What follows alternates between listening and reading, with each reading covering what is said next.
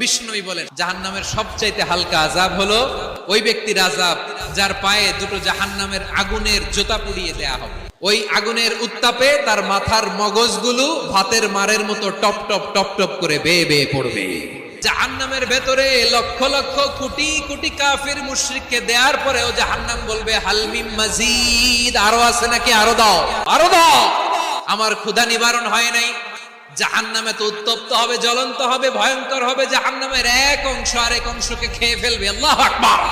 ফেরেশতারাও টালমাটাল হয়ে যাবে।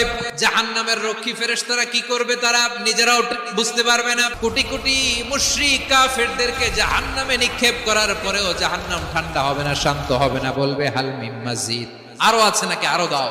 তখন আল্লাহ তাআলার কুদরতি পা জাহান্নামের ভেতরে ঢুকিয়ে দিবেন। দেওয়ার সাথে সাথে জাহান্নাম থেকে আওয়াজ আসবে, কত কত বিইজ্জাতিকা ওয়া বিকারামিকা, আল্লাহ আপনার ইজ্জতের কসম, যথেষ্ট হয়েছে, এনাফ এনাফ, আর লাগবে না। সুবহানাল্লাহ বল।